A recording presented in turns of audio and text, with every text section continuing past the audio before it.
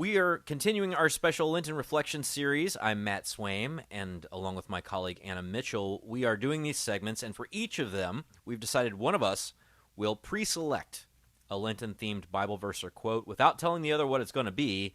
The other one has to guess who said it or where it is and see what that thought brings up for us. Anna Mitchell, you got me on the hot seat today. Is that correct? I do indeed. Do you want a hint before I read the quote? Give me one hint as to who or where it might be. Canonized by Pope Francis. Okay.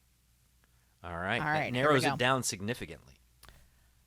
O my Lord Jesu, I believe, and by thy grace will ever believe and hold.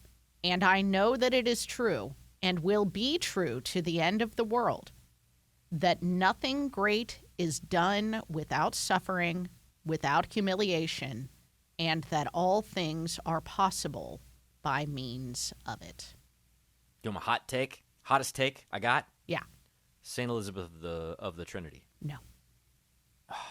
All right, who is it? Saint John Henry Newman. Oh, come on.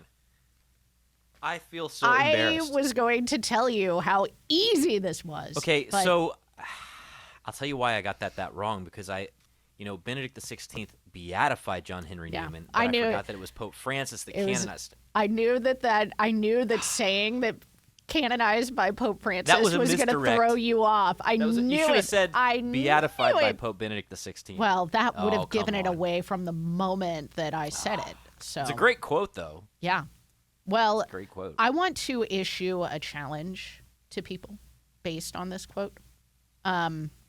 Nothing great is done without suffering, without humiliation, and that all things are possible by means of it. Could we say nothing great is done without giving up chocolate? That's not really suffering. Exactly. I want to issue a challenge, and I'm challenging myself as well, to do something harder than to come up with something for Lent. I know we're 2 weeks in, but that doesn't mean we can't increase our penance. To think about this and come up with something that hurts a little bit. It doesn't have to hurt a lot, but giving up chocolate? I mean, I don't know how many people how many adults actually do that anymore. It's a trope. It's a trope, but I think that it stands in the place of, I don't know. Of any actual sacrifice. Exactly. I think that is the case. There are a couple of things that come to mind on this. One of them is that there's this episode in, I can't remember, it might have been at the end of 2 Samuel. At any rate, David has had a long day of battle. He comes in, and he's like, we got to get the sacrifice ready, because we want to sacrifice to the Lord and, honor him, because the first duty of all is to return thanks to God and understand where all our strength and everything comes from. And he comes and wants to get the sacrifice, and whoever it is in the town he arrives at is like, oh, don't worry, King David, it's on the house. You take the animals, and you just, don't even worry about the cost. And David says this thing. He says, I will not sacrifice to the Lord that which costs me nothing. So he was like, take my money.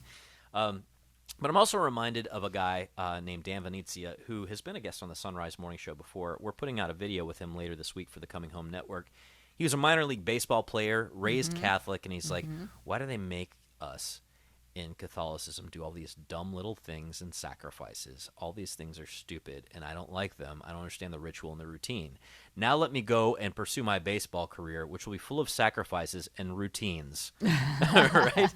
He's like, right. If we love something, we will sacrifice for it. We will get into whatever rhythm we have to get into to make that thing happen. Every parent knows this when they're getting their kid ready for school, when they're trying to raise a child. If you love something, if you love somebody, you will sacrifice whatever you got to sacrifice to make sure you don't lose that perspective. Amen. So, again, St. John Henry Newman. O my Lord Jesu, I believe, and by thy grace will ever believe and hold, and I know that it is true, and will be true to the end of the world, that nothing great is done without suffering, without humiliation, and that all things are possible by means of it. Great name that Saints segment, Anna Mitchell.